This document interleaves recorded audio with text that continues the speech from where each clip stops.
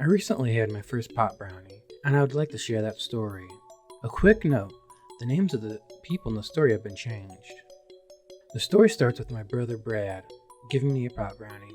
It was Brad's girlfriend's birthday, and they were planning on having a little rave out in the country at their friend's house. Brad came to pick me up, and I decided to eat the whole brownie there before we left. If I understand things correctly, pot brownies have a delayed reaction. Because at first I didn't feel anything. Felt like I was in one of those stoner movies where the character is trying weed for the first time, and they don't know if what they're feeling is the weed or if it's just in their head. As we were driving, I noticed a sunset, and it was one of the more beautiful sunsets I've seen in a while. However, I live in a beautiful area, so I don't know if that was the weed or not. Finally, after about 20 minutes of driving, Brad and I get to the party. The first thing I noticed is the wind feels really good. The party takes place on a hill near two lakes, so there is a constant wind, and it felt super good. I think that might be the first effect of the edible. So I walk over to my brother Alan, who is playing a lawn game, and Alan introduces me to his new girlfriend Carrie. At this point in the story, I wasn't really feeling the effects of the weed. Then my brother Alan reminded me of my dad. It was like my dad was wearing a hologram of my brother for a second, and then it flickered on and off. We sat down near this tent, and as I'm sitting down, I'm starting to feel weird. The best way to describe it is the type of feeling I had when I was younger. It was like there was a switch in my mind that lets the volume of my imagination be turned up. Normally it'd be like at a 3, but this was like an 8. At the most intense, it was almost like I had augmented reality glasses on. Or like the cutaway gags from the series Scrubs. I'll call these daydreams visions, because that's what it felt like. At this point, I was starting to feel the effects of the pot brownies. I could feel the music and the tendons in my arms. It was like my veins were being plucked by the music. It wasn't a particularly pleasant feeling. After that, I was just staring at these white Christmas lights. As I was staring at them, one of them shot off an amber, like burning wood will. I looked at it again, and it happened a few more times. I went to find my brother Brad to tell him about it, but he didn't seem that interested, so I kind of lost interest in it too. So it was just me and Carrie sitting under the tent. I think people were coming and going, but at this point in the story, I'm starting to lose track of the order of the events happened in. Normally I have a bit of social anxiety, but it was like the social anxiety meter went from 5 to 0. For once I was fine with being myself. I didn't feel the need to impress anyone. As this feeling started to increase, I felt like everyone was my friend, even people I didn't know. To go back to the feeling young metaphor, everyone felt like the type of friends I would have in kindergarten. The type of unguarded friendship I remember having. Eventually Alan came back. Alan explained the idea of totems to me.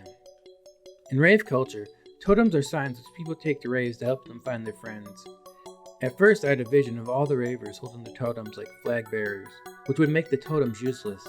However, Alan explained it better. Then I had a vision of people walking on a sidewalk and forming hexagons around their totems, and I kinda liked that idea. Later as the night went on, my other brother Brad came back and we played Batman. The teams were me and Brad, and Alien and Carrie. I was surprised I was able to move at all. However, I did okay even though the net was too high. While we were doing this, I had a vision of a series of brass boxes. One of the boxes would slide to the side and would reveal a hidden mechanism. It felt like this device was used to store and load the visions. It was kind of like the bumpers they use in TV channels between shows. After Badminton, I sat down on a bench near the DJ stand. I was watching the laser show, and I had a vision of cubic packages of meaning shooting up from the beams. The exact phrase, cubic packages of meaning, popped in my head while I was watching it. I moved back to the tent. At this point, I didn't want to move. I knew I could, but I didn't really want to. As I sat down, I realized not only could I feel the music in my veins, but I could sense it. I had visions of the music in the air traveling towards me. It felt like I was in a wave pool of music. Sometimes the DJ would play bad music that would ping me painfully. But most of the time I enjoyed the music.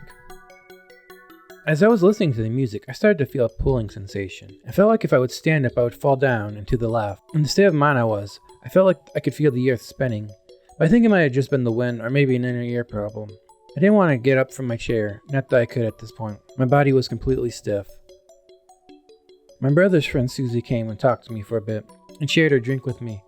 But my body was so stiff that I moved like a robot when picking up her drink. But she was pretty cool about it. At this point, Carrie and Alan were sitting next to me. Carrie told me how she liked to write poetry. After what felt like 20 minutes, She handed me a phone showing me some of her poetry. It was like trying to read underwater. I could make out the words, but I couldn't string them together to make sense. In the end, I tried to make some joke, which completely fell flat. One of my main reasons for eating the pot brownies was so that I could see if I could gain some spiritual enlightenment to help one of my friends. So I sat for like 30 minutes trying to come up with a useful idea. The idea I came up with was an overwhelming acceptance of the self leads to a connection with others. The idea being that not accepting yourself causes you to be judgmental of others, which leads to isolation. I thought it was a pretty profound idea, but my friend didn't seem too impressed. Then there was a point in the night where the smoke from the fire kept blowing in my face. This was causing me to hold my breath for too long, and I felt like I was choking. However, part of my mind was like, breathe, you dumbass. So I would just take a few deep breaths, and eventually it went away. As it started to get really dark, I was watching the people who were dancing in front of the DJ. All I could see was their silhouettes. However, I felt like I was seeing them without all the unnecessary chatter that normally happens in my mind. It was like I was looking at people without a bias. At some point in the night, a woman named Jane came up to me, and she was all like, I'm on shrooms, and I haven't talked to you. So we talked a little bit, and I asked her what she did for fun, but she had trouble answering it. So I started feeling bad. My thinking was it doesn't make sense to ask. My thinking was it doesn't make sense to ask what someone is doing for fun when they're already doing something fun. Eventually, I was just by myself, and at this point, I was super high, like completely gone. I was thinking to myself, there's no way this is normal. It's impossible that potheads have undersold being high. However, several weeks later, my memories of that night are very weak. I think the dreamlike quality made it harder to form long-term memories. I only remember most of what I do because I wrote it down as soon as I got up the next day. All in all, I would say my experience with pot brownies was a positive one. There were some ups and downs. It almost felt like when I factory reset my PC. It felt like I got rid of a lot of something that I didn't need. I feel like weed could be used for spiritual purposes, but not if you're using it every day. So that was my story of the first time I had pot brownies. Have you ever had any experiences with mind-altering substances? Did it go good? Did it go bad? Tell me down below in the comments. Like and subscribe. See you next time.